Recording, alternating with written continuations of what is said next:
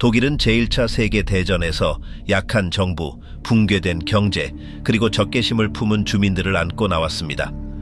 이러한 위기 속에서 아돌프 히틀러는 베르사유 조약을 비난하고 국가적 위대함을 회복하겠다고 약속하며 완전한 복종을 요구하면서 추종자들을 얻어갔습니다.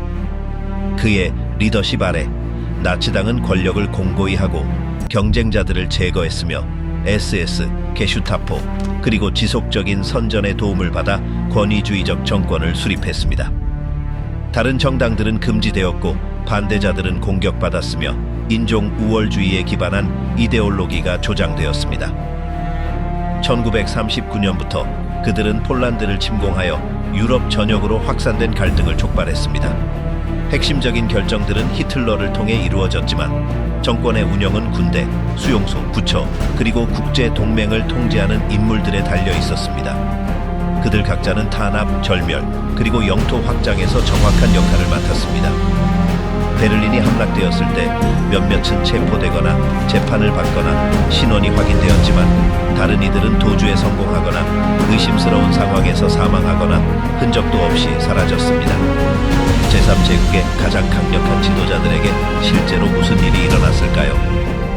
아돌프 히틀러, 제3제국의 마지막 얼굴. 아돌프 히틀러는 1889년에 브라우나우 아민에서 태어났는데 그의 가족은 갈등과 모순으로 점철되어 있었습니다. 그의 어머니인 클라라 포엘츠는 그의 아버지인 알로이스 히틀러의 조카였으며 알로이스는 클라라보다 23살이 많았습니다. 그들의 관계는 폭력으로 얼룩져 있었습니다. 알로이스는 아내와 자녀들을 자주 때렸습니다. 이러한 환경 속에서 히틀러는 아버지에 대한 거부감과 어머니에 대한 거의 병적인 헌신 사이에서 갈등하며 자랐고 어머니가 돌아가신 후 그녀를 내 인생의 가장 큰 고통이라고 묘사했습니다. 어린 시절부터 그는 공식적인 교육에 대한 경멸을 보였습니다. 그는 비엔나 미술 아카데미 입학 시도에 실패했고 그 도시에서 몇 년 동안 비참하게 살았으며 나중에 자신의 이데올로기의 핵심 부분이 될 거리에 반유대주의를 목격했습니다. 그는 나폴레옹, 알렉산더 대왕 또는 프리드리히 대왕과 같은 인물들에 대해 읽었지만 그들의 군사적 및 선전적 특성에만 관심을 가졌습니다. 그는 결코 비판적 사고나 실질적인 정치적 성찰을 발전시키지 못했습니다. 그는 단지 자신의 신념을 강화하는 것만 흡수했습니다. 그의 세상은 행동의 세상이었고 사색의 세상이 아니었습니다. 그는 어떤 외국어도 구사하지 못했습니다. 그는 타자기를 사용하지 않았고 종이나 연필을 전혀 가지고 다니지 않았습니다. 그는 행사를 위한 꽃에 첨부하는 메모에만 겨우 손으로 글을 썼습니다. 그의 개인 일정은 다른 사람들이 관리했습니다. 그는 달력을 보지 않았습니다. 그는 사생활이나 자신의 서신이 없다고 말했습니다. 모든 것은 그의 손에 도착하기 전에 다른 사람들에 의해 읽혔습니다. 그는 끊임없는 통제의 필요성과 상징에 대한 집착으로 자신을 정의했습니다. 그의 유일한 낙서는 깃발, 초상화, 장식 또는 무대 디자인의 스케치였습니다. 신체적으로 히틀러는 위풍당당하지 못했습니다. 그의 지구력은 제한적이었고 그는 왼손의 떨림부터 만성적인 위장 문제까지 앓고 있었습니다. 그는 잠을 거의 자지 못했고 불면증으로 고생했으며 잦은 분노 발작을 일으켰습니다. 그럼에도 불구하고 그는 엄격한 자기 관리를 유지했습니다. 그는 채식주의자였고 담배를 피우지 않았으며 과도한 알코올을 섭취하지 않았습니다. 그의 매우 제한적인 식단은 허브나 의심스러운 성분으로 만든 의학적 준비물로 보충되었습니다. 그는 건강염려증 환자였습니다. 모든 통증은 경보의 이유가 되었습니다. 공적인 영역에서는 계산된 이미지를 가꾸었습니다. 그는 자신의 자세, 복장, 특히 연설 방식을 신경 썼습니다. 그는 절대로 연설을 즉흥적으로 하지 않았습니다. 그는 그것들을 여러 시간 동안 연습했습니다. 그는 무대 등장, 호흡, 침묵까지 연습했습니다. 그는 적들의 이름을 언급하는 것을 거부했고 추상적인 언급을 선호했습니다. 그의 기법은 토론이 아닌 대중적인 효과를 창출하는 것을 목표로 했습니다. 그는 중단을 용납하지 않았고 그의 모든 무대 장치는 시각적이고 감정적인 충격을 주기 위해 설계되었습니다. 히틀러에게는 유머 감각이 없었습니다. 그는 거의 웃지 않았습니다. 그는 춤을 추지 않았고 연극을 즐기지 않았습니다. 그의 유일한 꾸준한 취미는 음악, 특히 바그너의 오페라였는데 그는 그 공연들을 이데올로기적 수단으로 간주했습니다. 음악은 그의 야간 습관에서 거의 의식적인 공간을 차지했습니다. 때때로 그는 선전 도구로서 오락으로서가 아니라 서커스나 영화 뉴스에도 관심을 보였습니다. 그의 성생활은 일찍부터 추측의 대상이었습니다. 비엔나에 머무는 동안 그는 어떠한 관계도 알려지지 않았습니다. 일부 보고서에 따르면 그는 신체 접촉을 거부했다고 하고 다른 보고서에 따르면 그는 가학적인 성향을 가지고 있었다고 합니다. 그의 가까운 주변 여성들, 즉 그의 조카인 켈리 라우발과 에바 브라운의 생명을 위협했던 적어도 2번의 결정적인 사건이 기록되어 있습니다. 히틀러는 정서적 지배로 특징 지어지는 불균형한 관계를 유지했습니다. 그는 매춘부나 여성들과 공개적으로 함께 있는 모습이 절대로 보이지 않았으며 사적인 범위를 벗어난 여성과의 접촉을 피했습니다. 에바 브라운은 그의 성인 생활에서 가장 일관된 여성상이었습니다. 그러나 히틀러는 수년 동안 그녀를 자신의 파트너로 소개하는 것을 피했습니다. 에바는 엄격한 규칙에 복종하며 은둔 생활을 했습니다. 2번에 걸쳐 그녀는 자신의 생명을 위협할 정도로 깊은 위기를 겪었습니다. 1995년 4월에 이르러서야 모든 것이 끝났을 때 히틀러는 소련군이 베를린을 향해 진격하는 동안 벙커에서 그녀를 공식적으로 인정하고 그녀와 결혼했습니다. 마지막 며칠 동안 히틀러는 비서인 트라우들 융에게 자신의 정치적 및 개인적 유언을 구술했습니다. 1995년 4월 29일에 서명된 그 문서에서 그는 자신의 이데올로기를 재확인하고 헤르만 괴링과 하인리히 힘러를 반역으로 면직시켰습니다. 그는 요제프 괴벨스를 총리로 카를 데니츠를 라이히 대통령으로 임명했습니다. 그 글에는 적에게 패배한 모습을 보이지 않기로 결심한 그의 생포 회피 결정도 담겨 있었습니다. 그의 유언장은 3번 복사되어 유포를 보장하기 위해 3명의 다른 사절단에게 맡겨졌습니다. 하인츠 로렌츠, 빌헬름 찬더, 그리고 빌헬름 요한 마이어는 각각의 문서를 가지고 벙커를 나섰습니다. 로렌츠가 영국군에게 체포된 후 그중 하나는 영국군에게 가로채졌고 가짜 신분으로 살던 찬더가 구금된 후 테게른제에서 다른 하나가 발견되었으며 긴 신문 끝에 요한 마이어를 통해 3번째 것이 전달되었습니다. 문서들은 서명과 날짜가 확인된 후 연합군에 의해 진본으로 선언되었고 미국으로 보내졌으며 그중 하나는 국립문서보관소에 다른 하나는 아이젠하워 도서관에 보관되어 있습니다. 유언장에서 히틀러는 전쟁을 독일 민족을 방어하는 행위로 정당화했으며 갈등의 책임을 유대인들에게 돌리고 나치즘을 자신의 유산으로 재확인했습니다. 그는 괴벨스, 크랩스, 부르크도르프, 보어만 등 충성스러운 협력자들에게 감사를 표했습니다. 그는 항복을 거부했으며 자신과 에바 브라운의 시신이 사망 직후 즉시 소각될 것을 요청했습니다. 괴벨스는 그날 새벽에 작성된 부록에서 총통과 함께 가족과 함께 죽기 위해 도주 명령에 불복종할 것을 맹세했습니다. 실제로 그렇게 되었습니다. 4월 30일 히틀러는 에바 브라운과 동행하여 벙커 안에서 스스로 목숨을 끊었습니다. 그들의 시신은 그가 직접 지시한 대로 총통 관저 정원에서 불태워졌습니다. 다음 날 요제프 괴벨스와 그의 아내 마그다는 그 장소를 떠나지 않기로 결정하고 6명의 자녀들과 함께 운명을 함께했습니다. 요제프 보어만과 한스 크랩스 또한 제국이 종말을 고하던 마지막 몇 시간 동안 벙커 안에서 목숨을 잃었습니다. 히틀러의 시신은 절대로 공개적으로 전시되지 않았습니다. 붉은 군대는 오랫동안의 조사 끝에 독재자와 일치한다고 판단한 그을린 잔해를 발견했습니다. 소련은 이 발견 사실을 수십 년 동안 숨겼습니다. 소련의 공식적인 설명은 은폐와 부인 사이를 오갔습니다. 오늘날 히틀러 유언장의 원본 문서는 미국 기관들의 역사적 사료로 남아 있습니다. 그 내용과는 별개로 그것들은 나치 정권의 마지막 목소리를 나타냅니다. 용서를 구하지도 실수를 인정하지도 않았으며 끝까지 거짓, 증오, 그리고 과대망상으로 버텼던 목소리입니다. 히틀러는 살았던 방식 그대로 죽었습니다. 현실을 부정하고 왜곡된 세계관에 집착하며 폐허와 수백만 명의 희생자, 그리고 근대사에서 가장 어두운 비극 중 하나를 뒤로 남겼습니다. 하인리히 히물러, 그림자 속에서 죽은 대학살의 설계자. 하인리히 히물러는 1900년 10월에 부유하고 깊이 종교적인 바이에른 가정의 둘째 아들로 태어났습니다. 그의 아버지인 요제프 게브하르트 히물러는 보잘것없는 배경에서 왔지만 학자 경력을 통해 사회적으로 상승했습니다. 그는 뮌헨 대학교에서 공부했으며 바이엘은 왕의 동생의 개인 교사로 일했습니다. 뮌헨의 사업가 딸인 그의 아내 안나 마리아 하이더는 결혼에 상당한 지참금을 기여했습니다. 가정은 규율, 가톨릭 신앙, 그리고 질서로 특징지어졌습니다. 히물러 형제는 라틴어, 그리스어, 고대 역사 등 고전 교육을 받았습니다. 가족은 정기적으로 미사와 고해성사에 참석했습니다.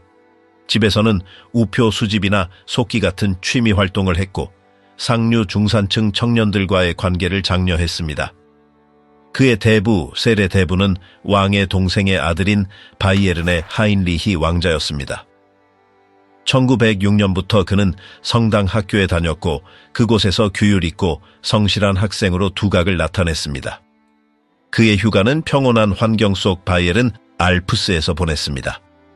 나중에 미국으로 이주하여 역사가가 된 그의 옛 동창 중 한 명인 볼프강 할가르테는 히물러를 모범적인 학생으로 기억했는데 교사들에게는 높이 평가받았지만 또래들 사이에서는 특별히 인기가 많지는 않았다고 합니다. 1914년에 한 학교 보고서는 그를 총명하고 야심차며 적극적인 학생으로 흠잡을 데 없는 행동을 했다고 묘사했습니다. 그 나이에 그는 이미 군사 세계에 대한 동경을 보였습니다. 그의 형이 자원 입대했을 때 하인리히는 일기에 자신도 똑같이 하고 싶다는 소망을 기록했습니다. 17살 때 그의 아버지는 지역 당국의 보병 장교로 군대에 입대할 수 있도록 요청하는 편지를 썼습니다. 그는 받아들여졌지만 곧 향수병과 가족 접촉에 대한 필요성의 징후를 보였습니다. 그는 부모님께 끊임없이 편지를 썼고 더 많은 편지를 요구했습니다. 성숙해 보이려고 노력했음에도 불구하고 그의 글은 여전히 감정적인 의존성을 표현하고 있었습니다. 주말 휴가 동안 그는 정시에 집으로 돌아오곤 했습니다. 같은 시기에 바이에른은 격동의 시기를 겪고 있었습니다. 사회민주당 총리 암살과 급진적인 소비에트 공화국 선포로 정치 환경이 급진화되었습니다. 그 후 히물러는 공산주의와 민주주의에 반대하는 전투원들로 구성된 란트슈트트 자유군단에 입대했습니다. 그는 그곳에 오래 머무르지 않았습니다. 그의 의도는 계속해서 전문 군대의 일원이 되는 것이었지만 받아들여지지 않았습니다. 농촌 배경이나 시골과의 연관성이 없었기에 그는 뮌헨 공과대학교에서 농업을 공부하기로 선택했습니다. 그는 농장에서 실습을 얻었지만 신체적인 어려움을 겪었고 몇 주 만에 파라티푸스열에 걸렸습니다. 요양 기간 동안 그는 독서에 몰두했습니다.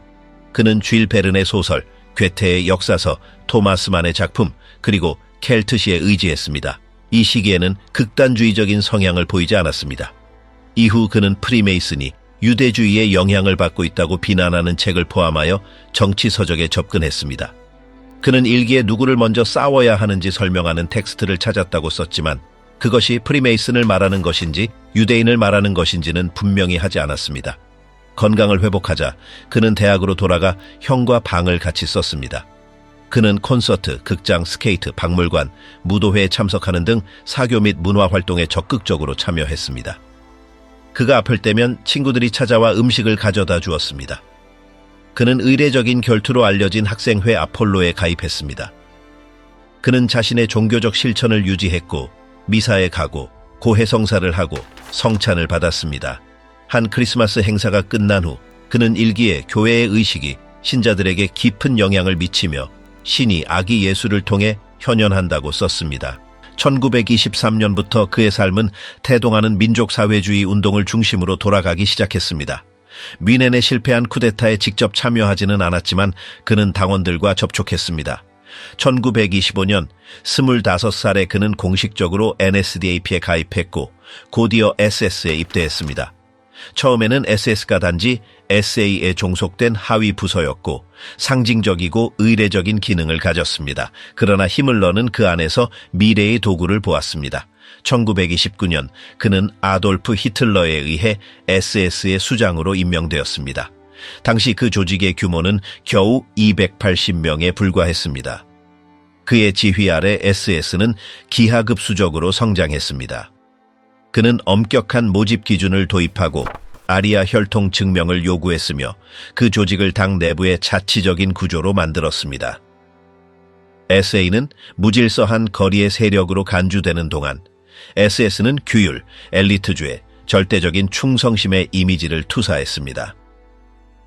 히물러는 게르만 신비주의, 지도자 숭배, 인종적 순수성을 기반으로 한 이데올로기를 장려했습니다. 그는 SS뿐만 아니라 1936년에 독일 경찰의 수장으로 임명됨으로써 경찰 기구까지 통제했습니다. 그 위치에서 그는 보안부대와 SS를 통합하고 게슈타포, 형사경찰, 국가보안을 포괄하는 중앙집중식 통제 네트워크를 구축했습니다.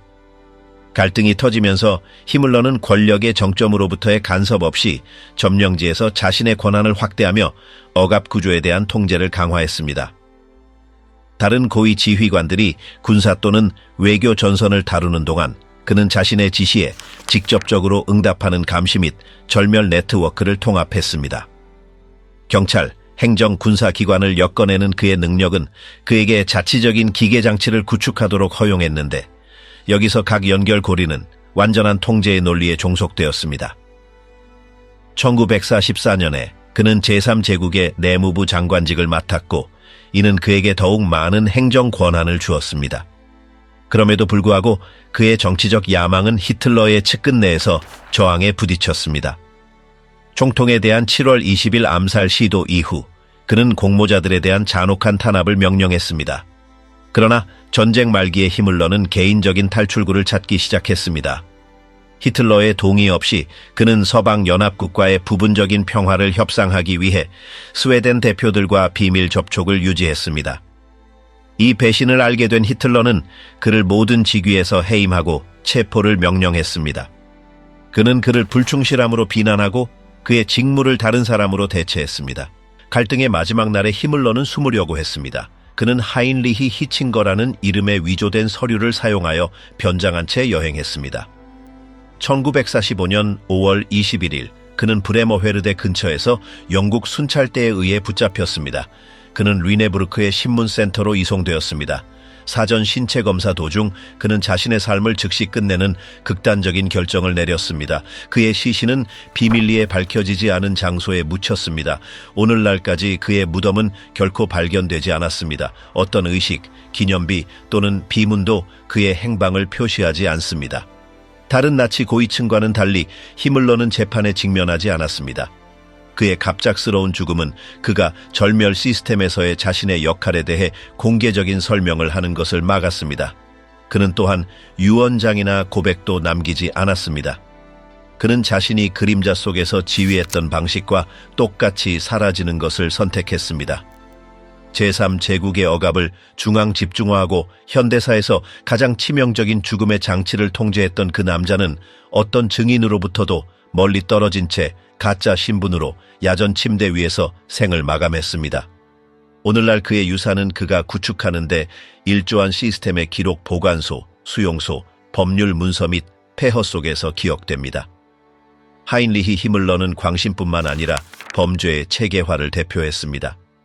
그의 이야기는 영광이나 구원 없이 끝났고 무덤도 애도도 어떤 용서의 말도 없이 땅속으로 사라졌습니다.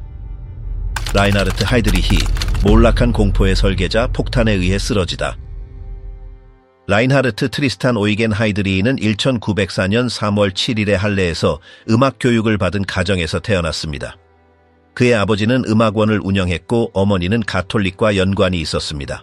어린 시절 그는 유대인 혈통에 대한 소문 때문에 학교 폭력의 피해자였습니다. 1922년에 그는 독일 해군에 입대하여 빠르게 승진했으나 1931년에 이전의 약속을 이행하지 않고 한 젊은 여성과 관계를 맺었다는 이유로 제명되어 불명예스러운 퇴출을 당했습니다. 같은 해 그는 힘러를 만났고 힘러는 그를 SS에 영입하여 새로운 정보국의 수장으로 앉혔습니다. 그는 곧 당의 적을 탐지하고 문제가 될 만한 정보를 담은 파일을 작성하는 데 특화된 보안국 시찰하이츠딘스트를 이끌었습니다. 이 조직에 대한 그의 지배력은 그가 전 영토에 걸쳐 그의 권력을 확장하도록 허용했습니다. 그 10년의 중반에 그는 힘러의 지휘 아래 정치적 탄압의 주요 운영자가 되었습니다. 1939년에 게슈타포, SD 그리고 크리포가 통합되면서 하이드리히는 제국 보안본부 라이시 세큐리티 센트럴 오피스를 통해 모든 보안 기관에 대한 통제권을 얻었습니다. 내부 숙청 동안 그는 체포 및 선별적 처형을 감독하는 임무를 맡았습니다. 그는 긴 칼의 밤을 위한 목표 목록을 준비하는 담당자 중 한 명이었고 국회의사당 방화 사건 이후의 탄압을 관리했습니다. 1938년에 그는 10월의 포그롬 이후의 탄압과 강제 추방의 조직화, 이른바 크리스탈 나흐트, 깨진 유리의 밤을 포함한 조치들을 이끌었습니다. 그때까지 그는 또한 유대인 이주국도 통제하고 있었습니다. 폴란드 침공 이후 그는 최초의 아인자츠그루펜 아인사츠그루펜을 조직했습니다. 이 부대들은 전선 뒤에서 반대파, 지식인, 유대인 지도자들을 제거하는 임무를 수행했습니다. 1940년에 그는 동부 지역에서 대규모 수색, 이송 학살을 조직하며 점령지에서의 탄압 정책의 주요 관리자로서의 입지를 공고히 했습니다. 소비에트 연방에서의 작전이 진행됨에 따라 그는 인종적 및 정치적 범주에 따라 민간인 총살을 확대하고 목표물을 여성과 어린이까지 넓히는 지침을 내렸습니다. 1941년의 후반기에 하이드리히는 유대인 인구에 대한 배제 및 제거 정책을 체계적으로 적용하기 위해 정권의 다양한 기구들 간의 조율을 강화했습니다. 민간, 경찰, 행정기구를 통합하는 그의 능력은 이후 몇 달 동안 완성된 중앙 집중식 추방 모델을 수립할 수 있게 했습니다. 이 과정은 정확한 운영 구조를 갖추게 되었는데 여기서 각 기관은 그의 직접적인 서명이 담긴 지침에 따라 정확히 어떤 기능을 수행해야 하는지를 알게 되었습니다. 1941년부터 그는 보헤미아와 모라비아 보호령의 부총독으로 임명되었으며 이 직책을 이용하여 강제적인 게르만화 정책을 시행했습니다. 그의 지휘 아래 지역 노동조합, 대학 및 종교 공동체에 대한 탄압 조치들이 추진되었습니다. 그는 매일 체포, 실종, 약식 처형을 통해 체코 사회에 대한 완전한 감시를 시행했습니다. 그는 모든 문화적 표현이 검열을 받도록 하는 절대적인 통제 체제를 부과했습니다. 폴란드 침공 이후 그는 최초의 아인사츠그루펜을 조직했습니다. 이 부대들은 전선 뒤에서 반대파, 지식인, 유대인 지도자들을 제거하는 임무를 수행했습니다.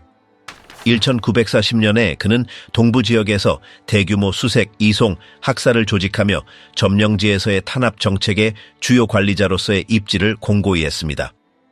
소비에트 연방에서의 작전이 진행됨에 따라 그는 인종적 및 정치적 범주에 따라 민간인 총살을 확대하고 목표물을 여성과 어린이까지 넓히는 지침을 내렸습니다. 1941년의 후반기에 하이드리히는 유대인 인구에 대한 배제 및 제거 정책을 체계적으로 적용하기 위해 정권의 다양한 기구들 간의 조율을 강화했습니다. 민간, 경찰, 행정기구를 통합하는 그의 능력은 이후 몇 달 동안 완성된 중앙집중식 추방 모델을 수립할 수 있게 했습니다.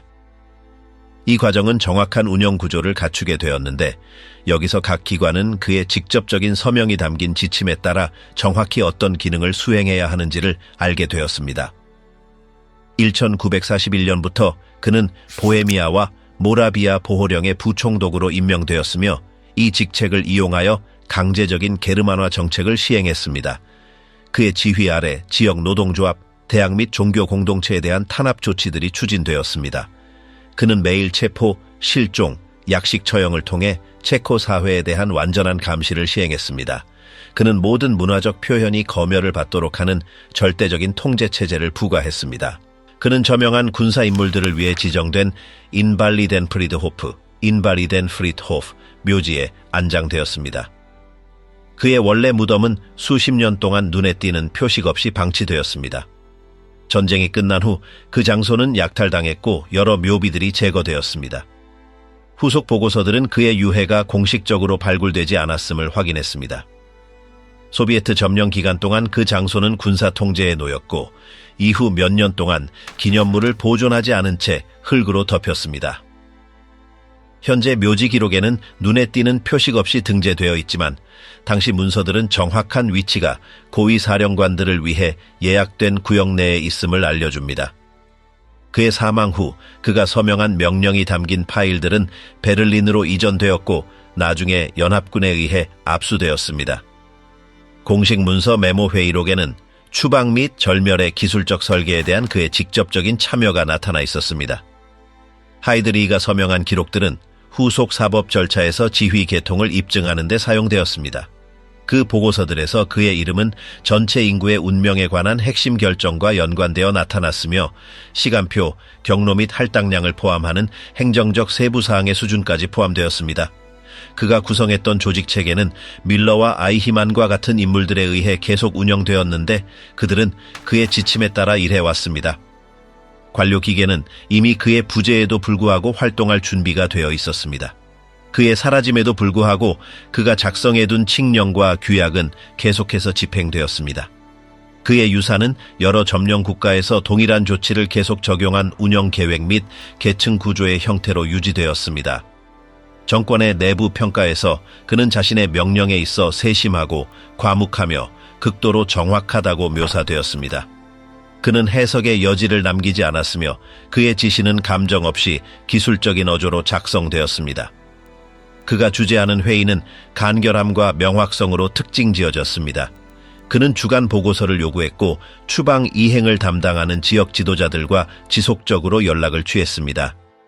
이후 역사 보고서에서 그의 모습은 분석되었는데 거기서 그는 여러 국가에 걸친 탄압 구조를 단일 지휘 아래 통합하는 능력이 강조되었습니다. 그의 가장 큰 기술은 단순히 실행하는 것이 아니라 기록, 파일 및 행정 채널의 체계적인 사용을 통해 다수의 점령 국가에서 기능적인 시스템을 조직하는 것이라고 평가되었습니다. 루돌프 헤스, 히틀러의 두 인재서 슈판다우의 유령 죄수까지. 루돌프 헤스는 영국 통제해 있던 이집트의 알렉산드리아에서 1900년 3월에 태어났습니다. 그의 가족은 식민지 유럽에 정착한 독일계 부르주아 출신이었습니다. 그는 어린 시절부터 그 지역의 사립학교에서 교육을 받았고 이후 독일에서 교육을 이어갔습니다. 그는 제1차 세계대전에 장교로 참전하여 부상을 입었고 이로 인해 전선에서 물러나 훈장을 받았습니다. 분쟁 이후 기간 동안 그는 민족주의 및 중운사 운동에 관여했습니다. 위넨에서 그는 지정학 이론가인 카를 하우스호퍼에게 수업을 들었고 이는 그의 정치적 사고에 영향을 미쳤습니다. 1920년에 그는 아돌프 히틀러를 만났고 초기에 나치당 나치오날 소치아리스타에 합류했습니다. 그는 그의 충실한 협력자가 되었고 개인 비서 역할을 수행했습니다. 그는 1923년 뮌헨에서 있었던 실패한 국가 전복 음모에 참여했고 그 후 히틀러와 함께 투옥되었습니다. 란츠베르크 란스베르에서의 수감 기간 동안 그는 나의 투쟁, 마인 캄프의 내용을 받아쓰고 편집하는 것을 도왔습니다. 석방된 후 헤스는 당내에서 빠르게 승진했습니다. 그는 뮌헨의 당대표로 임명되었고 나중에는 총통에 가장 가까운 부관 중 한 명이 되었습니다. 1933년에 그는 히틀러의 대리인으로 지명되어 제3제국의 계층에서 핵심적인 위치를 차지했습니다. 헤스는 나치 정부 내에서 군사적 결정에 직접 참여하지 않고 행정적, 의례적 역할을 수행했습니다. 그는 다수의 정치적 인물들과 서신을 주고받았고 당의 특정 기능들을 감독했습니다. 전쟁이 진행됨에 따라 힘러, 괴링, 보어만과 같은 지도자들에 밀려 그의 영향력은 감소했습니다. 1941년에 그는 자신의 운명을 결정지을 예상치 못한 결정을 내렸습니다. 그는 영국과 평화 협상을 하려는 의도로 홀로 스코틀랜드로 날아갔습니다. 그의 비행기는 글래스고 외곽에 추락했고 그는 영국 당국에 의해 체포되었습니다. 영국 정부는 그를 전쟁 포로로 구금했습니다. 처칠 내각 구성원들이 그를 신문했지만 그의 임무는 공식적으로 인정받지 못했습니다. 이후 몇 년 동안 그는 구금 상태로 있었고 그동안 독일은 그를 정신병자로 선언하고 당에서 제명했습니다. 전쟁이 끝나자 그는 평화에 반한 죄와 공모 혐의로 뉘른베르크 재판소에 회부되었습니다. 다른 나치 고위 인사들과는 달리 그는 사형을 선고받지 않았습니다. 1946년에 재판소는 그에게 종신형을 선고했습니다. 그는 서베를린의 슈판다우 교도소로 이송되어 사망할 때까지 그곳에 머물렀습니다. 40년 동안 그는 연합국들의 교대 관리해 감시받는 유일한 수감자였습니다. 그의 격리는 엄격했으며 가족 방문은 통제되었습니다. 그의 아내와 아들은 1년에 몇 번밖에 그를 볼 수 없었습니다. 당국은 그의 식사, 오락, 서신에 대한 엄격한 규정을 부과했습니다. 인도주의적 이유로 석방을 요구하는 다수의 국제적 캠페인에도 불구하고 당국은 그의 형량을 변경하는 것을 거부했습니다.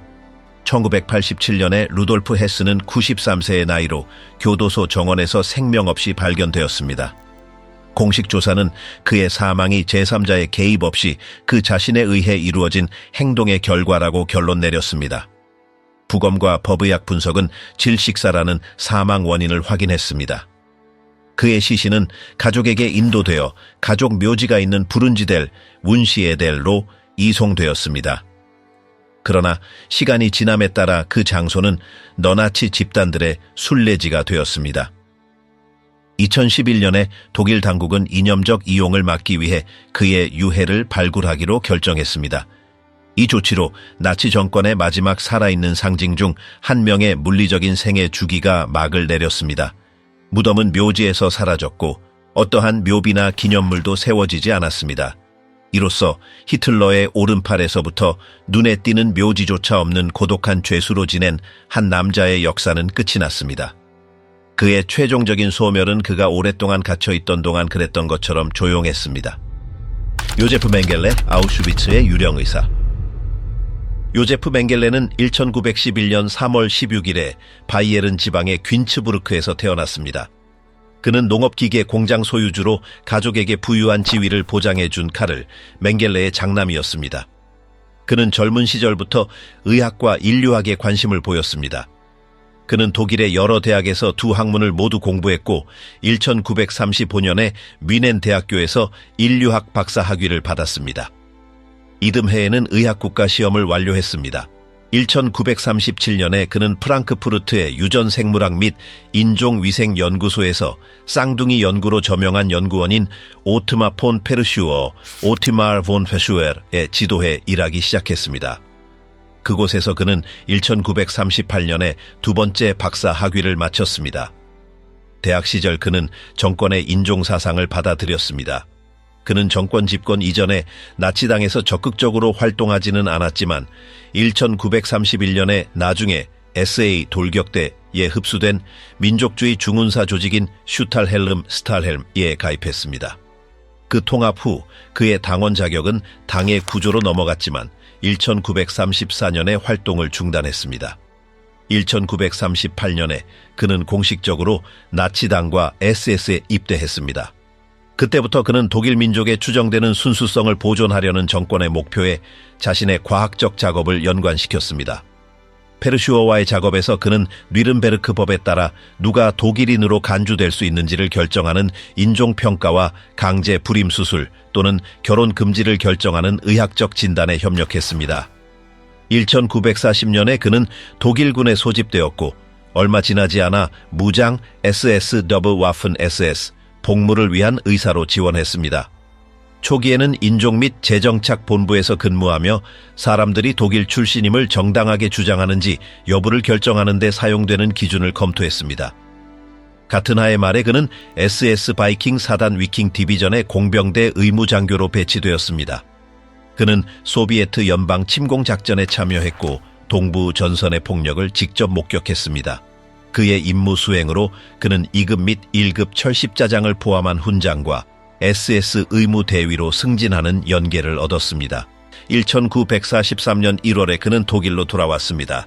새로운 군사 배치를 기다리는 동안 당시 베를린의 카이저 비렐름 인류학, 인간 유전학 및 우생학 연구소를 이끌고 있던 페르슈어와 다시 협력했습니다.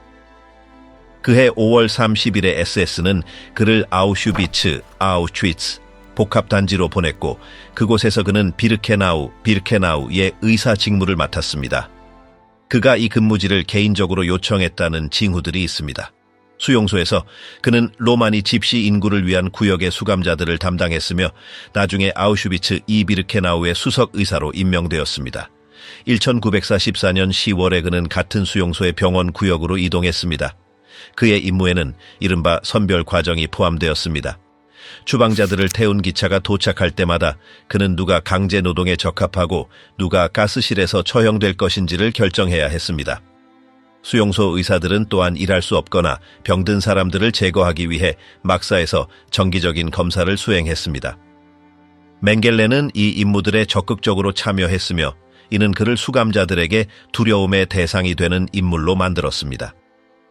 여러 생존자들은 그의 의무실 방문을 공포의 순간으로 기억했는데 수감자의 삶과 죽음을 결정하는데 그의 신호만으로 충분했기 때문입니다. 그의 의학적 의무 외에도 그는 수용소 내에서 연구를 수행했습니다. 페르슈어와 협력하여 그는 혈액 샘플, 장기 및 인간 골격을 카이저 비렐름 연구소의 실험실로 보냈습니다. 그의 주된 관심사는 유전적 유산, 특히 쌍둥이에 대한 것이었으며 이를 위해 새로 도착한 수감자들 중에서 쌍을 선별했습니다. 그는 그들을 꼼꼼하게 등록하고 신체 치수를 재고 자주 피를 뽑았습니다. 그는 또한 마취 없이 수술과 고통스러운 시술을 했습니다. 어떤 경우에는 부검을 통해 그들의 장기를 비교하기 위해 두 쌍둥이를 모두 희생시키기도 했습니다. 또 다른 희생자 집단은 영양실조와 관련된 구강괴저인 노마와 같은 질병에 걸린 로마니 어린이들이었습니다. 맹겔레는 이 질병이 유전적 원인을 가지고 있다고 가정하고 연구하도록 지시했습니다. 수감자 의사들이 치료법을 찾았음에도 불구하고 어린이들은 나중에 살해되었습니다. 그는 또한 난쟁이증이나 홍채이색증과 같은 신체적 기형이나 이상이 있는 사람들에게도 관심을 보였으며 그들의 유해를 연구를 위해 독일로 보냈습니다. 그의 희생제는 남성, 여성, 그리고 특히 미성년자들이 포함되었는데 그는 그들의 실험의 치명적인 결과와 대조되는 겉보기에는 친절함으로 그들을 대했습니다. 아우슈비츠에서 일하는 동안 그는 현대적인 기구와 수감자 의사들 중에서 선발된 인력으로 실험실로 개조된 복합 막사를 구축했습니다. 그의 목표는 인종 간에는 영구적인 생물학적 차이가 존재한다는 믿음 아래 신체적, 정신적 특성의 발달에 관한 유전 연구를 통합하는 것이었습니다. 그는 이러한 요인들을 연구하는 것이 독일 인구의 우월성을 유지하는 데 도움이 될 것이라고 믿었습니다. 이러한 논리에 따라 수감자들은 실험 재료가 되었고 그들의 삶은 실험실 변수가 되었습니다. 1945년 1월 소비에트의 공세에 직면하여 맹겔레는 다른 SS 대원들과 함께 수용소를 떠났습니다. 그는 잠시 그로스로젠 수용소를 거쳐 후퇴하는 독일 군부대에 합류했습니다. 항복 후 그는 미군에 체포되었습니다. 그는 가짜 이름으로 신분을 밝혔고 아우슈비츠에서의 그의 실제 역할이 알려지기 전에 1945년 중반에 풀려났습니다. 이후 몇 년 동안 그는 다른 신분을 사용하여 바이에른에서 농장 노동자로 일했습니다. 그의 가족은 연락을 유지하고 경제적 도움을 제공했습니다. 나치 범죄에 대한 조사가 진행됨에 따라 연합국 당국은 그를 찾으려 했습니다. 그러나 가족들의 거짓 진술로 인해 수사관들은 그가 사망했다고 믿게 되었습니다. 1949년에 그는 주변의 재정 지원을 받아 위조된 서류로 아르헨티나로 도피했습니다. 그곳에서 그는 발각되지 않고 살았고 1956년에 자신의 이름으로 아르헨티나 시민권을 얻었습니다. 3년 후 서독 사법당국이 자신의 체포를 준비하고 있다는 사실을 알고 파라과이로 이주하여 그곳에서 현지 시민권을 받았습니다. 1960년에 이스라엘 비밀 정보기관에 의한 아돌프 아이히만 체포 이후 그는 자신이 다음 목표가 될 것을 두려워했습니다. 그는 파라과이를 떠나 브라질로 피신했습니다. 지지자들의 도움과 가족으로부터 받은 돈으로 그는 다른 신분으로 상파울루 근처에 정착했습니다. 그곳에서 그는 거의 20년 동안 조용히 살았습니다. 1979년 2월 7일에 그는 베르티오가 해변에서 수영 중 사고를 당했습니다. 그는 현장에서 사망했으며 볼프강 게르하르트 wolfgang 게르하르트라는 가짜 이름으로 상파울루의 공동묘지에 묻혔습니다. 1985년에 독일, 이스라엘, 미국의 공동조사를 통해 귄츠부르크에 있는 가족 지인의 집에서 발견된 문서 덕분에 그의 무덤 위치를 찾아낼 수 있었습니다. 브라질 경찰은 유해를 발굴했고 세 나라의 법의학 전문가들이 그의 신원을 확인했습니다. 1992년에 유전자 검사를 통해 그 시신이 요제프 맹겔레의 것임을 최종적으로 확증했습니다. 이로써 34년 동안 법망을 피해 도주했던 아우슈비츠 의사에 대한 추적이 막을 내렸습니다. 그의 경력은 권위 있는 기관에서 교육받은 전문가가 수백만 명의 인간 조건을 부정한 시스템을 위해 과학을 어떻게 이용했는지를 보여주었습니다. 그는 법정에서 멀리 떨어진 곳에서 다른 신분으로 그리고 책임을 지지 않은 채 수십 년간의 도피 끝에 숨어 사망했습니다. 그의 무덤은 처음에 가짜 이름으로 표시되었지만 훨씬 후에 발견되었습니다. 이로써 20세기 공포에 가장 잘 알려진 얼굴 중 하나가 사라졌습니다. 그는 정의도 유죄 선고도 받지 않았고 자신이 공개적으로 다시는 입 밖에 내지 않았던 나라 밖에서 사라졌습니다. 헤르만 괴링, 하늘의 영웅에서 뉘른베르크의 피고인으로. 헤르만 괴링은 1893년 1월 12일에 독일 남부 로제나임에서 태어났습니다. 그는 IT에서 근무했던 외교관이자 식민지 공무원이었던 하인리히 에른스트 괴링, 하인리히 에른스트 괴링의 아들이었습니다. 아버지가 외교직에서 은퇴하자 가족은 독일로 돌아왔고 아이는 뉘른베르크 근처, 즉 아이들의 대부이자 어머니의 옛 연인이었던 헤르만 폰 에펜슈타인 소유의 벨덴슈타인 성에서 성장했습니다. 그는 어린 시절부터 군사훈련을 받았고 1912년에 제국 육군 장교로 임관되었습니다. 제1차 세계대전 중에는 당시 성장 중이던 항공대에 합류하여 전투기 조종사로 두각을 나타냈습니다. 1918년에 그는 유명한 만프레트 폰 리히트호펜, 만프레트 폰 리히트호펜 남작의 비행대 사령관을 맡았고 독일 최고 군사훈장을 받았습니다. 전쟁 후 그는 민간인들이 참전 용사들을 대우하는 방식에 대해 분노를 느꼈습니다. 그는 독일을 떠나 덴마크와 스웨덴에서 한동안 민간 조종사로 일했습니다. 그곳에서 그는 1923년에 뮌헨에서 결혼한 카린 폰 칸초우 남작 부인을 만났습니다. 스칸디나비아에 머무는 동안 그는 베르사유 조약에 대한 복수라는 생각을 공유하는 항공 및 민족주의 서클과 계속 관계를 맺었습니다. 1922년에 그는 독일로 돌아왔습니다. 그는 아돌프 히틀러의 연설을 처음 들었고 국가사회주의 나치운동이 국가적 자부심의 회복을 의미한다고 확신했습니다.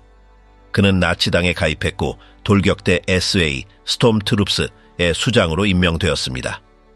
1923년 10월 1일에 그는 여러 명의 사망자를 낸 실패한 쿠데타 시도인 맥주홀 폭동에 참여했습니다. 충돌 중에 그는 사타구니에 부상을 입었고 체포를 피하기 위해 아내와 함께 오스트리아로 도피했습니다. 통증 완화를 위한 모르핀 투여는 수년 동안 그를 괴롭힌 중독으로 이어졌습니다. 그는 1925년과 1926년 사이에 스웨덴 병원에서 치료를 받았습니다. 괴링은 1927년의 사면 이후 독일로 돌아왔습니다. 그는 당내 지위를 회복하고 자신의 기업가 및 보수주의자들과의 연주를 이용하여 나치 운동의 영향력을 확대했습니다.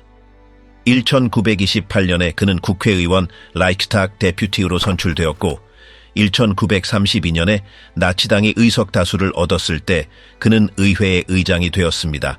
그 직책에서 그는 히틀러를 포함하지 않는 정부들의 발의를 방해했고 집권으로 가는 길을 용이하게 했습니다. 전쟁 영웅으로서의 그의 명성과 독일 산업계와의 관계망 덕분에 히틀러는 그를 영향력 있는 분야를 끌어들이는데 필수적인 동맹으로 여겼습니다. 괴링은 파울 폰 힌덴부르크, 대통령 고문들의 중개자 역할을 했으며 1933년 1월 30일에 히틀러가 총리로 임명되는 협상에 협력했습니다. 그때부터 그는 독일 최대의 주 수도는 베를린인 프로이센의 내무장관으로서 새로운 내각에 참여했습니다. 그는 재임 중 경찰에게 반대파에 대해 강경하게 조치하도록 명령했고 A와 SS 대원들이 보조 인력으로 편입되는 것을 허용했습니다. 1933년 2월 27일 국회 의사당 방화 사건 이후 그는 공산주의자들과 사회주의자들을 대규모로 체포하여 강제 수용소에 수감하도록 조치했습니다. 그는 국회 의장직에서 히틀러에게 독재 권한을 부여하고 의회 제도를 폐지한 수권법 Enabling Act의 통과를 추진했습니다. 1933년 4월에 그는 프로이센 정부의 대통령직도 맡았습니다. 그는 정권에 위험하다고 간주되는 모든 사람을 절차 없이 체포하고 투옥할 권한을 가진 자신에게 종속된 국가비밀경찰국을 설립했습니다. 1년 후 그는 그 조직의 수장으로 하인리히 힘러를 지명했고 이는 게스타포라는 제국 전체의 정치경찰로 통합되었습니다. 1934년에 AA는 그 규모와 자율성 때문에 히틀러에게 위협이 되었습니다. 괴링은 히틀러가 그들의 지도자 에른스트 로엠 에언스트 름을 제거하도록 설득했습니다. 그해 6월 30일에 그는 힘러와 협력하여 베를린에서 SA 지도자들과 다른 반대파 인사들을 체포하고 처형하는 일을 조정했습니다. 소위 긴 칼의 밤은 히틀러의 우위를 확고히 했고 프로이센에 대한 괴링의 통제를 강화했습니다. 다음 해들에 그는 직책들을 축적했습니다. 그는 항공 분야의 제국위원이자 새로운 공군인 루프트바페 대 루프트와페의 수장으로 임명되었는데 루프트바페는 베르사유 조약의 제한이 폐기된 후 1935년에 공식적으로 창설되었습니다. 항공부 장관으로서 그는 항공산업의 발전을 추진했고 루프트바페를 독일 재무장의 기둥으로 만들었습니다. 1936년에 히틀러는 그에게 전쟁을 위해 경제를 준비시키기 위한 4개년 계획을 맡겼습니다. 그의 지휘 아래 경제부, 노동부, 농업부가 조정되었습니다. 이듬해 그는 철 추출 및 철강 생산 전담 국영기업인 헤르만 괴링 국가사업체 라이크스웨르케 헤르만 괴링을 설립했는데 이는 광업 및 군비 분야로 확장되었습니다. 오스트리아 합병과 체코슬로바키아 점령 이후 그는 현지 산업체들을 이 컨소시엄에 편입시켰습니다. 1941년 무렵에 이 회사는 수십만 명의 강제 노동자가 공장과 광산에 있는 대륙 최대의 기업이 되었습니다. 괴링은 또한 나치의 외교 정책에도 개입했습니다. 그는 히틀러를 대신하여 이탈리아와 발칸 반도를 여행하며 경제 동맹을 모색했습니다. 1936년에 그는 스페인 내전에서 프란시스코 프랑코 진영을 지원하기 위해 루프트바페 루프트와페 소속 항공기를 파견하는 것을 승인했습니다. 1938년 3월에 그는 오스트리아 지도자들에게 안슐루스, 즉 독일과의 합병을 수용하도록 압력을 가했고 같은 해 9월에 미넨 회의에 참석하여 독일이 주데텐 지역을 합병하는 것을 허용하는 합의를 도출했습니다. 1939년 3월에 그는 프라하를 폭격하겠다고 위협하여 체코슬로바키아 전체 점령을 용이하게 했습니다. 1938년 11월 9일과 10일에는 크리스탈 라흐트 깨진 유리의 밤 동안 유대인 상점과 회당에 대한 대규모 공격이 발생했습니다. 히틀러는 괴링에게 반유대 경제 정책을 조정하도록 지명했습니다. 그의 지휘 아래 유대인들의 사업체 소유가 금지되었고 그들의 재산이 몰수되었으며 일십억 마르크의 집단 벌금이 부과되었습니다. 1939년 2월에 그는 SD와 보안 경찰의 수장인 라인하르트 헤이드리히에게 강제 이주를 통해 유대인 인구를 추방하는 기능을 가진 유대인 이주 중앙사무소의 창설을 위임했습니다. 1941년 6월 소비에트 연방 침공 후 완전한 추방은 실행 불가능하다고 간주되었습니다. 그해 7월 31일에 괴링은 하이드리히에게 유럽 유대인들의 체계적인 살해를 수반하는 소위 유대인 문제에 대한 최종 해결책을 위한 계획을 수립하도록 지시했습니다. 전쟁 초기 몇 년 동안 루프트바페는 폴란드와 프랑스에서 빠른 승리를 거두었고 히틀러는 괴링에게 군대 내 최고 계급인 제국 원수 라이크스마샬 칭호를 수여하며 보상했습니다. 그러나 1940년 영국과의 전투에서의 패배는 그의 몰락의 시작을 알렸습니다. 공군은 영국의 방어시설을 파괴하거나 독일에 대한 연합군의 폭격을 막을 수 없었습니다. 1942년부터 그의 행정조직은 비효율적이 되었고 히틀러는 다른 지도자들에게 권한을 이양했습니다. 갈등이 진행되는 동안 괴링은 그의 사생활에 집중했습니다. 그는 첫 번째 아내를 기념하여 지어졌으며 약탈 및 강제 구매를 통해 얻은 예술 작품들로 장식된 카린 아래 호화로운 거주지를 유지했습니다. 1935년에 그는 여배우 에미 쏜네만과 결혼했고 1938년에 그들의 딸 에다 에따가 태어났습니다. 전선에서 벗어난 그는 점령된 국가들에서 몰수한 물품들을 수집하며 사냥과 수집에 전념했습니다. 1945년 4월 독일이 붕괴 직전에 있을 때 히틀러가 베를린에 은신하는 동안 그는 오버잘츠베르크, 오버살츠베르크에 머물렀습니다. 4월 23일에 그는 자신을 후계자로 지명한 칙령을 상기시키는 전보를 보냈고 총통이 통신이 두절될 경우 그를 대신하여 행동할 수 있는 권한을 요청했습니다. 마르틴 볼만은 이 메시지를 배신 시도로 해석했습니다. 히틀러는 격분하여 그를 해임하고 가택연금을 명령했습니다. 며칠 후 그는 칼 드니츠를 후계자로 지명하는 유언장에 서명했습니다. 1945년 5월 7일에 괴링은 미군에게 항복했습니다. 그는 다른 나치 지도자들과 함께 뉘른베르크로 이송되어 국제군사재판소에서 재판을 받았습니다. 청문회 동안 그는 자신의 역할을 변호했고 가장 심각한 범죄에 대한 책임을 부인했으며 히틀러에 대한 충성을 선언했습니다. 1946년 10월 1일에 그는 공모, 전쟁 범죄, 그리고 인도에 반한 죄로 유죄 판결을 받았습니다.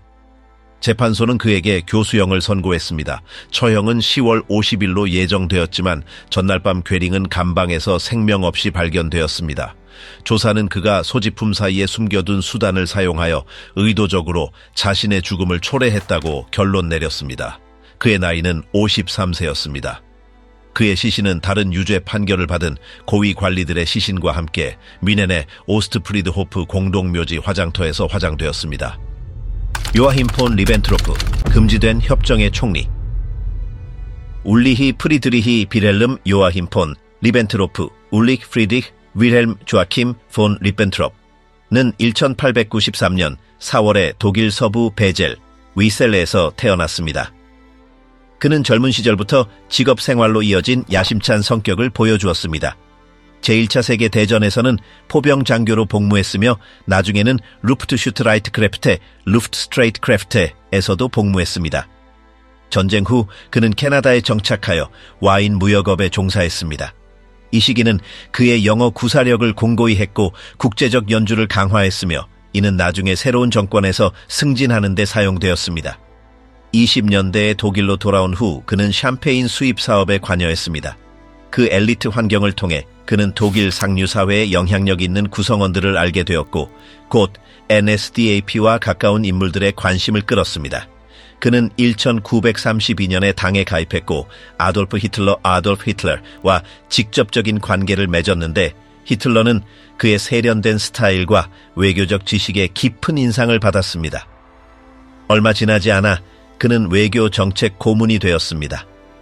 자신의 역할을 공고히 하기 위해 그는 베를린에 있는 자신의 거주지에서 운영되는 외무부와 병행하는 사무소를 만들었습니다. 이 조직은 리벤트로프 사무소로 알려졌으며 그곳에서 그는 정권의 이익을 뒷받침하는 국제 전략을 연구했습니다. 그의 주요 임무는 동맹을 구축하고 다른 강대국들 앞에서 독일 정부의 이미지를 완화하는 것이었습니다. 1936년에 그는 런던 대사로 임명되었습니다. 영국에서의 임무 기간 동안 그는 영국 귀족들과 관계를 맺고 외교적 긴장을 최소화하려고 노력했습니다. 그의 체류는 영국인들에게는 실패로 간주되었지만 히틀러는 그의 노력을 높이 평가했고 1938년 2월에 그를 외무장관으로 임명했습니다.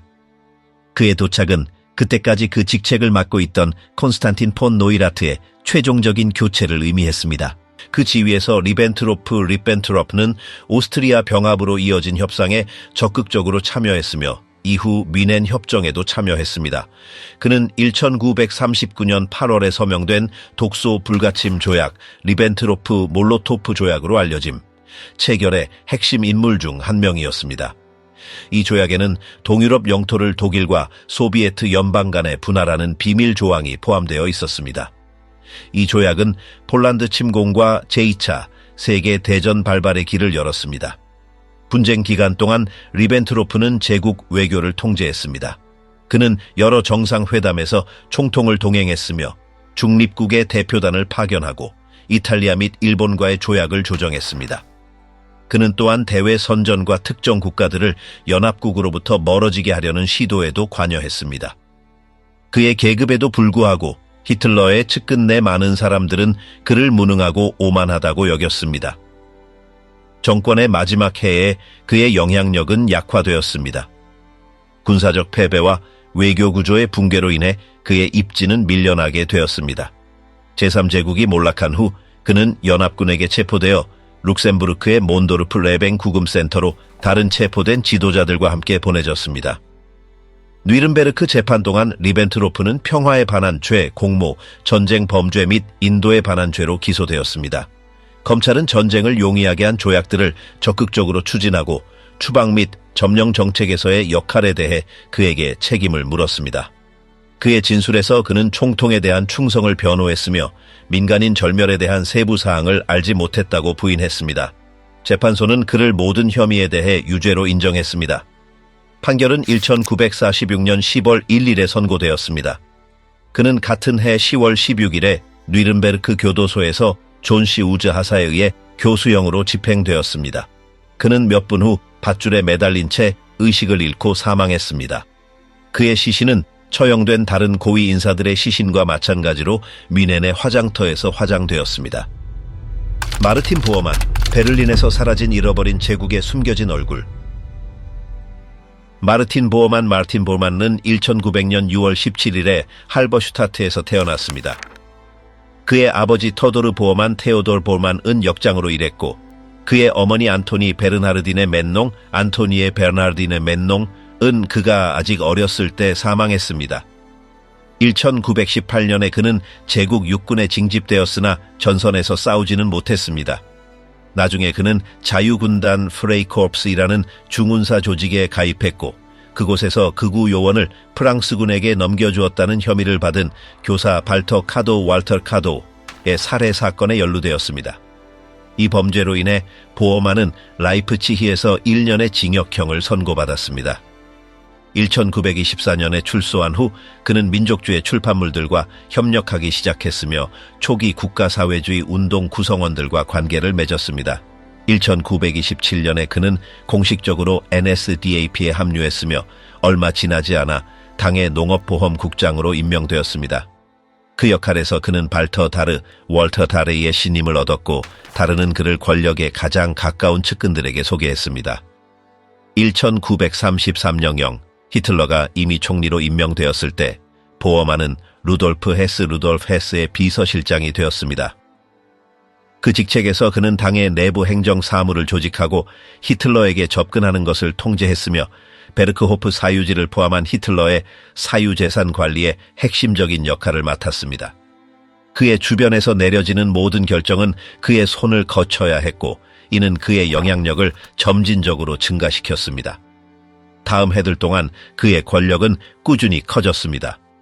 루돌프 헤슨가 1941년에 승인 없이 스코틀랜드로 날아갔을 때 히틀러는 보어만이 새로운 당당 관방장이 될 것이라고 선언했으며 제국 민간 행정 내에서의 책임도 맡게 되었습니다. 그의 사무실은 공무원 임명 및 당 기구와 관련된 모든 문제를 감독하게 되었으며 이는 보어만을 정권의 중심 인물로 만들었습니다. 비록 그가 대중 앞에서 거의 연설하지 않았지만 그는 총통과의 접촉을 통제했고 그의 많은 법령을 작성했으며 그에게 가는 정보의 흐름을 규제했습니다. 그의 이름은 더 많은 공식 문서에 나타나기 시작했으며 국가사회주의 권력기구에 없어서는 안 될 존재가 되었습니다. 전쟁의 마지막 해에 보어만은 베를린의 총통 벙커 퓨러bunker에서 활동했습니다. 그는 히틀러의 마지막 날들 동안 가장 가까운 측근에 있었습니다.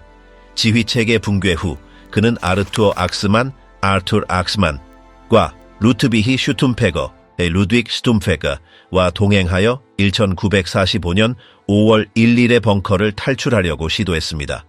도주 중에 그들은 소비에트 군대에 의해 불시에 공격당했고 레어터 역 레르테바노프 근처 정원으로 피신했습니다. 그곳에서 그들의 흔적은 사라졌습니다.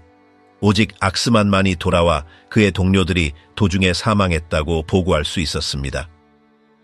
그 당시 시신이 없다는 것은 보어만의 가능한 도피에 대한 수십 년간의 추측을 낳았습니다. 연합군 당국은 뉘른베르크 재판소에서 궐석 재판으로 그를 심판했고 1946년 10월에 사형을 선고했습니다. 그러는 동안 결정적인 증거는 전혀 제시되지 않았지만 특히 파라과이와 아르헨티나 같은 남아메리카에서 그의 존재에 대한 소문이 퍼졌습니다. 수십 년 동안 그의 행방은 미스터리로 남아 있었습니다. 1972년에 베를린의 건설 현장 노동자들이 그가 마지막으로 목격된 지점 근처에서 2개의 인간 해골을 발견했습니다. 그중 하나는 나치 장교 복장 조각과 마르틴 보어만 명의의 개인 문서를 보존하고 있었습니다. 치과 분석은 신원을 확인했으며 1998년에 독일 당국이 수행한 유전자 검사는 그 유해가 확실히 그의 것임을 입증했습니다. 보고서들은 그의 사망이 정권의 마지막 순간인 1945년 5월에 발생했다고 결론 내렸습니다. 에른스트 칼텐브루너, 자신의 행동으로 단죄받은 죽음의 법률가. 그는 자원이 풍부한 가정에서 당시 오스트리아 헝가리 제국 내에 있던 리트 임 잉크라이스에서 태어났습니다. 그는 고향에서 학업을 시작했고 나중에 린츠로 옮겨 고등학교를 다녔습니다. 그곳에서 그는 나중에 함께 일하게 될 아돌프 아이히만, 에이돌프 아이치만을 만났습니다. 1921년에 그는 그라츠의 고등기술학교 에스쿠엘라 테크니카 수페리오르 데 그라츠에서 화학공학 경력을 시작했으며 그 기간 동안 그는 강한 민족주의 성향의 학생단체인 아르미니아에 가입했습니다. 2년 후에 그는 그 경력을 포기하고 법학 공부를 시작했습니다. 이후 몇 년 동안 그는 민족주의 사상을 가진 대학생 단체들의 대변인으로서 활동적인 역할을 맡았습니다. 그는 1926년에 법학 박사 학위를 받았습니다. 이후 그는 중운사 조직인 하임베어 하이메르와의 관계나 정치 참여를 중단하지 않고 처음에는 잘츠부르크 살츠부르고에서 그 다음에는 린츠에서 법률 인턴으로 일했습니다. 린츠에서 그는 한 법률 사무소에 취직했습니다. 1930년 10월 18일에 그는 오스트리아 지부의 독일 국가사회주의 노동자당 파티도 나치오날 소치아리스타 옵네로 아레만에 가입했습니다. 1931년 8월에 그는 SS에 입대했습니다. 1932년부터 그는 8번째 SS 압슈니트 사단의 법률 고문으로 일했으며 도나우 지역의 SS 그룹 책임자이자 지역 대표로 임명되었습니다. 그는 또한 수수료를 받지 않고 법정에서 당원들을 변호했습니다. 1938년과 1941년 사이에 그의 업무에는 오스트리아의 게슈타포 조직을 위한 업무와 강제 수용소 시스템 개발이 포함되었습니다. 마우트하우젠은 그 기간 동안 건설된 센터 중 하나였습니다. 그는 조세프 부르켈과 협력하여 유대인 인구의 강제 출국을 조정하는 사무소인 비엔나의 유대인 이주 중앙사무소 센트랄스텔레 für jüdische Auswanderung der Vienna 운영에 참여했습니다. 이 기관은 1939년 4월까지 아돌프 아이히만이 담당했습니다. 그 기간 동안 약 15만 명의 유대인이 강제로 나라를 떠나야 했습니다. 1942년에 체코 수도에서 라인하르트 헤이드리히가 유인원 작전 오페라치온 안트로포이데 중에 암살된 후 하인리히 힘러는 칼텐브루너를 RSHA 제국 보안 본부 크리포 제국 형사경찰 그리고 SS 정보국인 SD의 책임자로 그를 대신하여 선택했습니다. 이 직책과 함께 그는 장군 계급을 받았고 힘러의 오른팔로 여겨지게 되었습니다. 그는 전임자보다 더 교활하지는 않았지만 연합군 지도자들을 제거하는 것을 목표로 한 바일츠 슈프룽이라는 새로운 작전을 조직하는 데는 확고한 끈기를 보여주었습니다. RSHA의 수장으로 임명되기 전 그는 비엔나에서 게슈타포의 활동을 감독했으며 유대인, 정치적 반대파, 그리고 정권이 바람직하지 않은 것으로 분류한 다른 집단에 대한 탄압 정책을 실행하는 데 핵심 인물이었습니다. 아이히만과 함께 그는 박해 및 추방 메커니즘을 개발했습니다. 아이히만이 프라하로 파견될 때까지 그들의 협력은 수천 명의 사람들이 나라를 떠나도록 강요한 체계적인 압력 조치를 실행하는 데 집중되었습니다. 1914년 7월에 클라우스 폰 슈타우펜베르크 대령에 의한 발키리 작전이라는 에이돌프 히틀러 암살 미수 사건 이후 칼텐브루너는 탄압기구 내에서 새로운 임무를 부여받았습니다. 그는 사건을 조사하고 후속 체포를 수행하는 임무를 맡았습니다. 그의 직접적인 책임에 정권에 저항했던 독일 저항군과 관련된 디트리히 본 허퍼, 한스 폰 도나네, 르디거 슐라이허, 그리고 빌헬름 차나리스의 처형이 이루어졌습니다. 그의 말 1944년 12월에 그는 정권 내에서의 임무를 인정받아 검이 달린 전쟁 공로 십자기사 철십자장을 수여받았습니다. 그러나 분쟁의 종말이 다가오고 군사적 패배를 예상하면서 1945년 4월 18일에 힘러는 그를 대륙 남부 독일군 최고 사령관으로 임명했습니다. 이 마지막 기간 동안 칼텐브룬너는 남아있는 정보기관들을 비밀 네트워크로 재편성했습니다. 그는 사보타주 전문가인 오토 스코르제니가 지휘하는 작전들을 비렐름 바넥, 윌헬m 와네크의 작전들로부터 분리시켰는데 바넥은 칼텐브루너뿐만 아니라 독일 및 해외의 다른 부대들과도 연결을 유지했습니다. 전쟁 내내 정권에 충실했음에도 불구하고 마지막 몇 주 동안 그는 연합국으로부터 사면을 얻으려고 시도했습니다. 실패하자 그는 2명의 조수와 함께 탈출하여 그가 휴가 때 자주 찾았던 지역인 티롤에 숨었습니다. 결국 그는 미군에게 체포되었고 그의 범죄로 기소되기 위해 국제재판소로 이송되었습니다. 뉘른베르크에서의 사법 절차 동안 그의 변호는 그가 강제 수용소에서 저질러진 범죄나 나치 정부가 추진한 전반적인 계획에 대해 전혀 알지 못했다고 주장했습니다. 그의 변호사는 그가 항상 상사, 주로 힘러로부터 오는 명령을 따랐으며 모든 보안기관에 대한 권한이 없었다고 주장했습니다. 그 버전에 따르면 그의 임무는 대외 정보 문제에 국한되었다는 것입니다. 그러나 재판 중에 스페인 공화주의 참전 용사 프란시스코 보익스가 제출한 증언에는 그가 마우트하우젠 강제 수용소 시설을 둘러보는 모습이 담긴 사진들이 포함되어 있었습니다. 이 증거는 칼텐브루너가 그곳에서 수행된 활동들과 직접적인 관련이 있음을 입증했습니다. 검찰은 그를 하이드리히의 후계자이자 RSHA의 수장으로 기소했으며 이는 수많은 범죄에 대한 그의 책임을 의미했습니다. 그 중에는 아인사트 그루펜에 의한 점령지에서의 대량 학살, 노예 노동을 위한 민간인 강제 이송, 체포된 특공대원들의 제거, 비밀 추방, 구금된 사람들의 가족에 대한 집단 처벌, 재산 압류, 그리고 게타포와 SD가 자신들의 시설 내에서 자행한 살인이 있었습니다. 1946년 10월 1일에 그는 전쟁 범죄와 인도에 반한 죄로 유죄 판결을 받았습니다. 15일 후 그는 망설임이나 후회에 기색 없이 처형되었습니다. 다른 사람들과 달리 그는 독일과 운명에 대한 모호한 문구를 말하여 참석자들을 당혹스럽게 했습니다. 그의 유해는 보존되거나 기념되지 않았습니다. 연합군 당국은 주요 사형수들에게 유보된 동일한 조치를 적용했습니다. 즉, 눈에 띄는 기록이나 공식적인 작별 없이 즉시 소멸시키는 것이었습니다. 남아있는 유일한 것은 법정 문서에 있는 그의 서명과 기록 사진에 있는 그의 얼굴이며 이는 범죄가 전장에서뿐만 아니라 공식적인 책상에서도 저질러졌다는 증거입니다. 알프레트 로젠베르크, 교수형으로 생을 마감한 인종 이데올로그. 1893년 1월 12일에 옛 러시아 제국 내 레발에서 태어난 알프레트 로센베르크는 건축공학자로 교육받았습니다. 몇 년 후 그는 정치가, 편집자, 나치 정권의 이데올로기 저자, 그리고 전쟁 중 동유럽 독일 행정부의 핵심 인물이 되었습니다.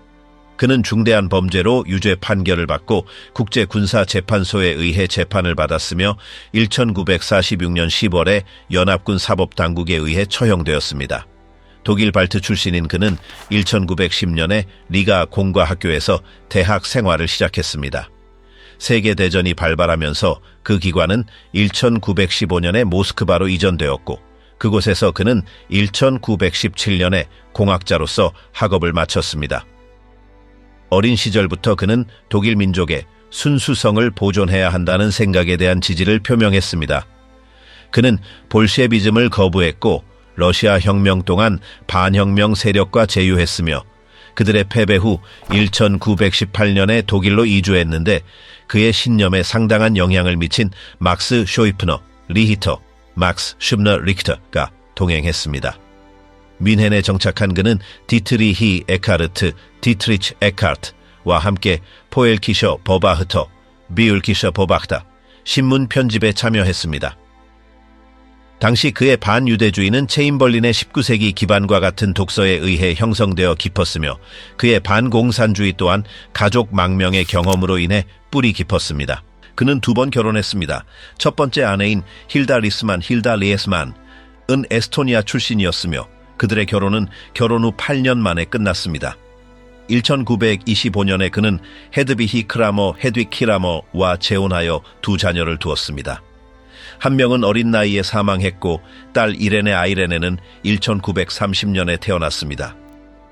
이레네는 항상 자신의 아버지에 대해 관심을 갖는 사람들과의 접촉을 거부해 왔습니다. 얼마 후 그는 아르헨티나에서 아들을 낳았습니다. 그는 아돌프 히틀러, 에이돌프 히틀러 보다 몇 달 앞선 1919년 1월에 회원 번호 625번으로 독일 노동자당 파르티도 데로 트라바카도레 사레만에 가입했습니다. 그는 또한 에카르트와 마찬가지로 민족주의 이데올로기 단체인 툴레 사회 소치에다 툴레에도 참여했습니다. 1923년에 포엘키셔 버바흐터, 푸엘키셔 버바흐타는 나치당의 공식 일간지가 되었고 로젠베르크는 1938년까지 편집장 직책을 맡았습니다. 그는 또한 국가사회주의 운동 초기 단계에 영향력을 행사했던 독일 러시아 단체인 아우프바우 베라인 20에도 합류했습니다. 그의 사상은 체인벌린의 이론적 인종주의, 나이스, 초인에 대한 극단적인 해석, 그리고 고비노의 주장에서 영감을 받았습니다. 1929년에 그는 인종주의를 문화교리로 전파하는 단체인 독일 문화투쟁연맹 캄프분드 퓨르트체 쿨투를 설립했습니다. 그는 북유럽 민족이 고대 문명인의 직계 후손이며 따라서 아리아인 중에서 우월하다는 생각을 홍보했습니다. 그 시기에 그는 이미 마르크스주의와 유물론에서 거리를 두었고 오컬트에 대한 관심이 커지기 시작했습니다. 그는 벨기에, 프랑스, 네덜란드와 같은 이웃 국가들을 여행했습니다. 1939년과 1941년 사이에 그는 완전히 반유대주의적인 관점에서 유대교를 기록하는 데 중점을 둔 유대문제연구소 인스티투토 파라 엘 에스투디오 데 라 쿠에스티온 주디아를 준비하고 출범시켰습니다. 이와 병행하여 그는 1930년부터 1945년 정권 붕괴까지 국회에서 나치당 소속으로 의원직을 얻었습니다. 같은 해에 그는 체인벌린의 저작의 개념적 연속으로 제시된 인종 문제와 나치 이데올로기의 다른 기둥에 대한 자신의 비전을 발전시킨 저서 20세기 신화를 출판했습니다. 전쟁이 끝날 때까지 100만 부 이상이 팔렸지만 그 책이 정권 내에서 실제로 미친 영향은 논란의 여지가 있습니다. 공식적인 지위를 부여받았지만 이해하기 어렵다고 여겨졌습니다. 히틀러 자신도 이해할 수 없다고 말하며 그 책의 정신주의적인 어조의 의문을 제기했습니다. 괴링, 힘러, 괴벨스와 같은 다른 나치 지도자들도 그 내용에 대한 경멸을 표했습니다. 히틀러 본인조차 그 책이 운동의 공식적인 원칙을 대변하지 않는다고 단언했으며 그가 책 전체를 읽었다는 증거는 없습니다. 1933년 집권 후 그는 NSDAP의 외무국장으로 임명되었으며 1943년 기관이 사실상 해체될 때까지 그 직책을 유지했습니다. 그곳에서 그는 박물관과 독일 유대인 가족의 개인 소장품 모두에서 문화재를 체계적으로 탈취하는 일에 관여했습니다. 같은 해에 그는 당내 최고 직위 중 하나인 제국 지도자 라이츠라이터로 임명되었습니다. 그의 사상은 뉘른베르크법 초안 작성의 기초가 되었습니다. 1939년에 그는 나치즘의 인종사상에 동조하고 독일의 지원을 받아 정부를 수립하고자 했던 노르웨이 정치인 비드쿤 퀴슬링과 히틀러의 접촉을 용이하게 했습니다. 공산주의에 대한 그의 견해는 소비에트의 위협에 대한 히틀러의 시각에 영향을 미쳤습니다. 유대 볼셰비즘, 주더 볼셰비즘이라는 용어는 이미 20년대부터 당의 수사법에 존재했지만 로센베르그는 이 생각을 강화했습니다. 그러나 그의 기독교 거부는 운동 내에서 긴장을 유발했습니다. 그의 입장은 일관되었지만 공식 선전은 신앙인들을 소외시키지 않기 위해 종교에 대한 그의 더 적대적인 사상 전파를 피했습니다. 그럼에도 불구하고 로젠베르크는 기독교의 유대적 뿌리가 기독교를 해로운 교리로 만든다고 주장하는 것을 결코 멈추지 않았으며 유대적 과거와의 연관성 때문에 가톨릭과 개신교 모두를 비판했습니다. 프랑스 점령 이후 그는 자신의 인종 이론을 강화할 이데올로기적 저작들을 식별하는 임무를 맡았습니다. 1941년 7월에 그는 동부 점령 지역 장관으로 임명되었습니다. 그의 계획은 우크라이나 발트해 연안, 코카서스 지역 주민들 사이에서 공산주의에 대한 거부감을 조성하고 그들을 독일 노력의 협력자로 전환시키는 것이었습니다. 그는 히틀러에게 이들 민족에 대해 덜 공격적인 정책을 채택하도록 설득하려고 했지만 그의 제안들은 거부되었습니다. 힘러와 다른 지도자들은 타협 없이 착취와 지배 방식을 적용해야 한다고 주장했습니다. 1942년에 그는 유페와 OUN 같은 우크라이나 민족주의 단체들과 관계를 맺으려고 시도하는 동시에 폴란드인, 체코인, 유대인들에게는 가혹한 조치들을 추진했습니다. 발트해 연안 주민들과의 협력을 달성하려는 그의 시도 역시 실패했는데 이는 SS, 특히 힘러와 에리히 코흐의 명령에 동부 국가판무관부의 경제적 착취를 우선시했기 때문입니다. 1943년 무렵에 그의 정책은 효력을 잃었고 군사적 패배는 정권 내에서 그의 입지를 약화시켰습니다. 슬라브계 지원병을 국방군 웨르마크트에 편입시키려는 그의 제안은 히틀러에 의해 기각되었습니다. 1944년부터는 SS가 동부 지역에 대한 절대적인 통제권을 장악하면서 그의 역할은 점점 더 상징적으로 변했지만 그가 공식적으로 직위에서 해임되지는 않았습니다. 전쟁 막바지에 그는 홀슈타인으로 이동했으며 그곳에서 병원에서 회복을 시도하던 중 미군에게 발견되었습니다. 뉘른베르크 재판 동안 그는 동유럽 절멸 정책을 조직한 혐의로 기소되었습니다. 그는 자신의 사상을 철학적 논리로 정당화하려고 시도했고 최종 해결책 계획에 참여한 것을 부인했지만 그의 협력자들은 1942년에 반제회의 완시 컨퍼런스에 참석했습니다. 1946년 10월 1일에 뉘른베르크 재판소는 그가 침략 전쟁을 시작하기 위해 공모하고 평화에 반한 범죄를 조장했으며 대규모 야만 행위로 이어진 정책에 지적으로 기여한 것에 대해 유죄를 선고했습니다. 10월 16일 새벽에 그는 교수대로 끌려갔습니다. 마지막 말을 할 기회가 주어졌을 때 언론인 조지프 킹스베리 스미스, 조세프 킹스버리 스미스가 전한 바와 같이 그는 건조한 거절로 아니요라고 대답했습니다. 그의 시신은 가족에게 인도되거나 매장되지 않았습니다. 그는 뮌헨의 화장터에서 익명으로 의식 없이 십자가 없이 이름 없이 화장되었습니다. 뉘른베르크 재판 동안 그의 개인 일기는 기소팀의 일원인 해리 피스에 의해 번역되었습니다. 그 원고는 그의 사망 직후 검사 로버트 캠프너가 수십 년 동안 그 행방을 알리지 않은 채 미국으로 가져가면서 사라졌습니다. 2012년에 그것은 발견되어 진위가 확인되었습니다. 그 문서는 1936년부터 1914년까지의 기록이 담긴 425페이지에 달합니다. 현재 그것은 워싱턴의 홀로코스트 기념 박물관 무서 콘메모라티보 델 홀로코스토에 보관되어 있습니다. 박물관 기록 보관 담당자인 헨리 마이어는 그것을 전체적으로 검토하지는 못했지만 점령하의 유대인 및 다른 민족들에 대한 폭력 언급과 정권의 다른 구성원들에 대한 부정적인 논평이 포함되어 있다고 단언했습니다. 원고 회수를 도운 전직 요원 로버트 킹 위트먼에 따르면 학살에 대해 노골적으로 언급된 부분은 전혀 없지만 대륙에서 유대인을 제거하려는 명시적인 의도는 담겨 있습니다. 이들 중 누구도 그들이 건설하는 것을 도운 정권의 붕괴에서 벗어나지 못했습니다. 그들이 행사했던 권력은 그들과 함께 사라졌고 그들의 이름을 기억할 수 있는 영구적인 상징이나 눈에 띄는 공간도 남기지 않았습니다. 그들이 남긴 모든 것은 되돌릴 가능성 없이 감시에 봉인되거나 흩어지거나 제거되었습니다.